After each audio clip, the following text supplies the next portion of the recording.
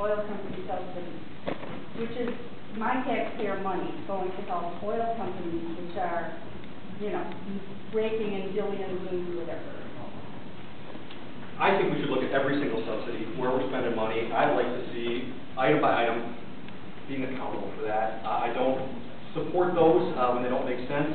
There is, for much of what the oil companies are getting, into manufacturing tax incentive and research and development tax incentive, which go to all manufacturing companies. They're not oil company incentives. It's manufacturing. Look at it. Look at the facts. It's exactly what it is. There's a lot of misinformation out there. I support manufacturing, but I want to make sure that I'm doing everything I can to be fighting for small businesses, growing them. We're doing, I admit, a horrible job of messaging, letting people know what the real issues are. I'd love just to follow you around, Rick, for a day, just to see what you do and to hear what we can be doing to get you hiring those 20 people, and then be fighting for that. So anyhow, but you know, and at the same time, looking at some of these subsidies that we're spending on, and there's some things that will always subsidize, and unless we take these forward and start asking some questions. And I think across the board we have to look at that. You know, we have to look at farm subsidies. We've got to look at wind energy subsidies. My time's up. Thank you. Thank you. David Johnson from Geneva, and I want to say to you, we're wholeheartedly behind you. The small businesses is not the problem. Yeah. Okay. For small businesses, I agree. Taxes are too high, and one can bring those taxes. Congressman, I do appreciate you being here. But from your speeches, answers to questions, voting record, pledges you signed, it seems that you believe in or subscribe to the Milton Friedman economic model. Is that true? I'm not an economist. I haven't gone to school to be an economist. What I believe in is free enterprise is the way to go. That if we get out of the way of people like Rick, and they can start growing again, that's the best solution to the problem. My focus is on small businesses. I grew up in a small business, see the sacrifices that my parents made in our small business, and so that's really what my energy is put towards. Thank you. Thank you. Hello, Sandy, how are you? Good to see you again. I want to say that I talked with you before, and I think you're a really nice man, a very good person, it seems to me. Who are you? I'm Patrick Lennon from Oswego. I wanted to say that I have also been in business for like over 40 years. And one of the things that I hear a lot of is the government is somehow interfering, that the regulations is limiting your ability to practice. And I'm curious about what federal regulation bothers you the most, that really gets in the way of you making money. Taxes. Well, they rob my capital. They take my capital. And they use it up in frivolous ways. They let me borrow back my own taxes.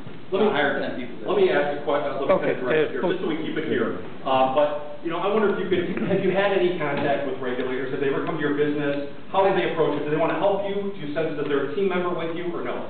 Let me just tell you a story about government. We had an employee we hired some temps because we were growing, and we had to hire a temp. We hired the temp. He was bad. Wanted a full-time job. He was awful. Came in with a bat at night, bashed in the lights of my truck, turned us into OSHA. OSHA then, he reports 4 violations, none of which were violations. They find a pallet in front of a door. They fine us $1,000. That's the government. That's what it feels like. And I want to hire people. I want to make opportunity. And that's just one example of what it feels like. Not a thank you, Rick, for creating jobs. Here's $1,000 because you didn't move the pallet on the right day. That's the government. all right, thank you very much. Thank you. I have a question about, because you passed me, I was in this row. I'm Chrissy Vineyard, and I have a question about infrastructure. I just brought up a report here, and we have a D in infrastructure. And Barack Obama is proposing a really comprehensive infrastructure. And this means jobs. I mean, a lot of jobs. And he wants it over about a 5 to 10 year period. Would you vote for it? Because I just want to read off a couple of things here, what our grade is. Aviation, D. Bridges, C. Dams, D. Drinking water, D. Energy, D+. Public parks and recreation, C-. Rail, C-. Roads, D-. Schools, D. Solid waste, C+. And transit, D. Wastewater, D. So, I mean, absolutely, you know that infrastructure does need to be upgraded. If you go around the world and go to other countries, you can see it. They put a lot more money towards infrastructure. So if we put money towards it, that means a lot of jobs. I mean, that would mean the steel industry, would mean the cement plants, the asphalt. All these things would happen. These manufacturers would come back here to provide for our infrastructure. So that's, I want to know specifically, if he puts a plan like that together, will you vote for it, yes or no? None of this like jiggling around. Send something to us that actually has detail. I'm on the Transportation and Infrastructure Committee. It's one of my biggest priorities when I was in Springfield fighting for our roads and bridges. What I talk about is there's things that government needs to do and there's other things government shouldn't do. I look at the Constitution to make a determination of what we can do. In the Constitution, it says the federal government is responsible for the post roads. Right here in the Constitution, we have a responsibility for good, safe roads. I will support good, strong, safe infrastructure that's responsible. What drives me crazy is to do the federal project. I talked to the Kendall County engineer who said if it's a federal project, same exact project, federal versus local, we could do it for 1/4 the cost. Same exact project if it's local versus federal, and it would get done in 1/4 of the time. That's ridiculous. Same exact project, same exact specs, everything, but all the hoops that you have to jump through because the federal government has to stop. What this bill that's going to come forward will address much of that out of control regulation, and I hope will make sure that roads and bridges are safe. See my time's up. Randy, first of all, thanks for hosting this town hall meeting. My name is Bob Sandberg. I'm from West Chicago. And I noticed some interesting signs when they came in here. There was one about taxing millionaires. Okay, right over there.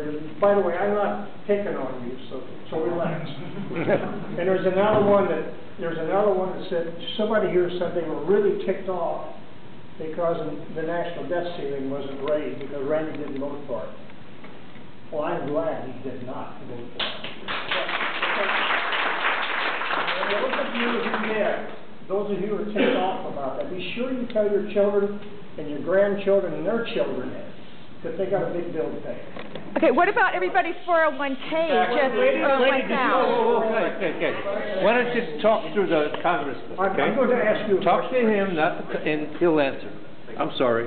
The reason I bring up taxing millionaires, and also I've been told now that at least 40% of the people in the United States don't pay taxes.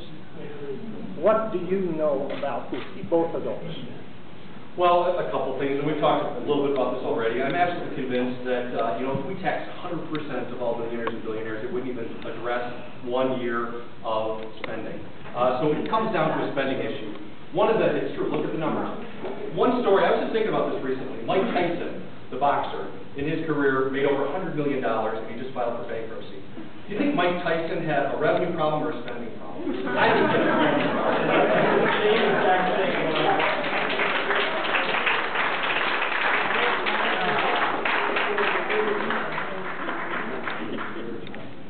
Oh yeah, there. Sorry.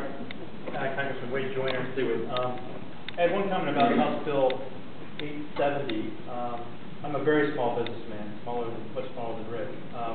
These past couple of years, I've had to sell some stock to make ends meet, including payroll. If I happen to have a capital gain, that's 20%. My understanding about House Bill 870 is that it imposes a tax of 0.25%, regardless of whether there's a gain or loss.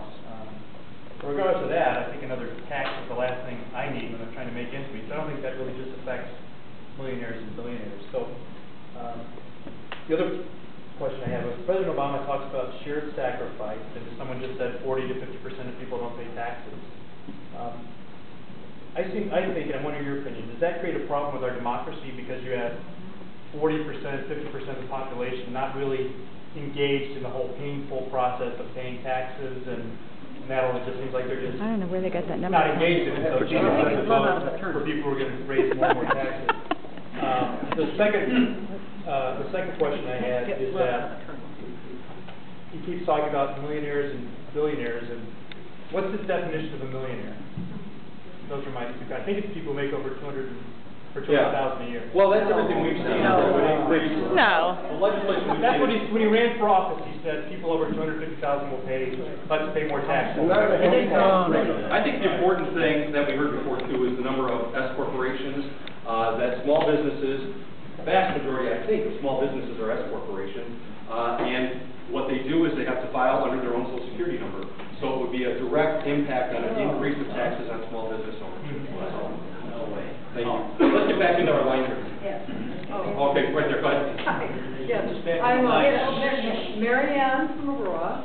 I work for a small S-Corp research company. We do a lot of business with Fermilab and a lot of research all over the place. Now, we have had meetings with the congressman, and, you know, we're very actually appreciative of that. You know, we have a good rapport. However, after talking with you, we're pretty much convinced that your colleagues are not going to separate funding for Fermilab, basic research, tiny plug, from the other non-defense discretionary spending.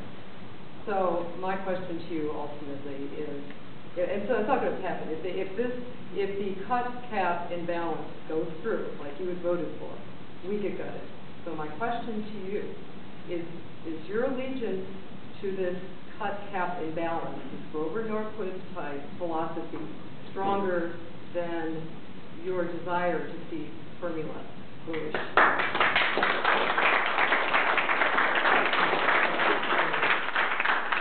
I absolutely don't believe we need to raise taxes for Fermilab to stay in existence. In fact, we kept up that fight this year. There was really looking to make pretty drastic cuts there. It was less than a percentage cut, which I think is fair. And I'm the person out there to say, I'm not going to say cut all of yours, but don't cut mine. I'm saying let's be fair about it. Let's be reasonable about it. I want to protect Fermilab because I think it's doing important work, not because it's in my district. But I think we have a responsibility as federal government for a couple things. I already talked about transportation. I also talked about basic scientific research. What frustrates me is when certain pet projects funding goes way up. We've seen cuts to Fermilab, and yet we've seen climate change dollars increase 22% in the last couple of years. I don't think that's fair. I think we have to have a commitment to basic scientific research that no private sector is going to do, and allow the private sector to pick up areas where you know, it's not respect any amount of science. It's a small pittance of the entire national budget. And we haven't seen the cap imbalance cuts go in. So we're talking about $400 billion a year non-defense discretionary spending. You're talking about $250 billion, over 50% to those cuts, to those programs. If, you know, if I just take literally some aspects of that bill. Fermilab is not going to survive. I mean, most basic research is not going to survive this. And, you know, people like me can go elsewhere. I can go to Geneva. I can go to Japan. I love living in Aurora. I specifically chose my school out of graduate school so I could work at Fermilab, because it's an amazing place that if it disappears, we don't get back. No amount of money brings Fermilab back if it gets cut out of the seat. And that was these projects. I mean, on so many levels.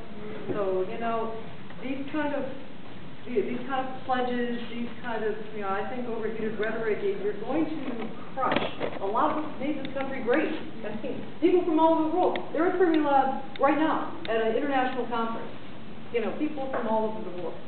And, you know, that doesn't come out of business. That doesn't come, even though I'm in a small business, that doesn't come out of business. Let me respond quickly, and then we'll move on. But you know, you were at the meeting I was at where we talked about our commitment. It's been very clear the work that we're doing for Fermilab. I'm on the science committee, and again, we're fighting to make sure that we see real results there, that their dollars are protected. I got an email back from the director who said, we feel like you are doing more work than any other member of Congress has done that's represented us. That's a great compliment to me. Fighting for the people at a very difficult time, that's what I'm going to continue to do. So I appreciate your point of view, but that is my commitment, is fighting for the people I represent. We're running out of time, so let's see if we can get through a few more people. Go ahead. My name's Frank Beckley. I live here in Yorkville. My question to you, Randy, is when are you people going to rein in the EPA? Yeah. You know, we're sitting here right now with 14 million people unemployed, okay? We're sitting on billions of barrels of oil. We're sitting on, I don't know how many cubic million feet of natural gas. Let's get to it. Let's build some refineries. Let's get the drilling. Let's get at it. Come on, you guys. That's the job. You people all want jobs, there they are. Now, why you complaining? I like air and water. Yay! Hey.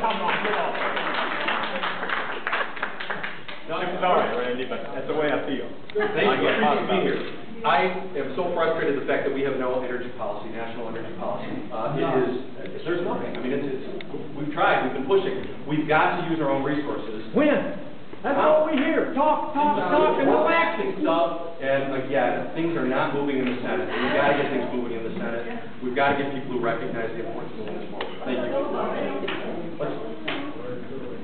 My name is Lee Hultgren. I'm both a veteran and a senior. Randy, I want to commend you for voting for not raising the debt ceiling, and it is a case where we have to stop borrowing money. I would challenge anybody here in this room that you can get out of debt and improve your position by borrowing money, and you stole part of my thunder.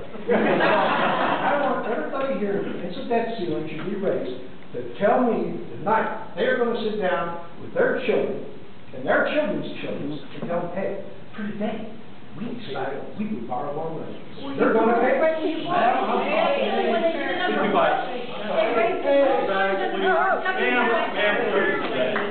down tonight, those who want to borrow, raise the debt, tell your kids tonight, we're borrowing it, so we can have it today, but you're going to have to pay the bill. Well, you tell George W. Bush to not raise the debt. So my question is, when you're talking about jobs, he brought it up.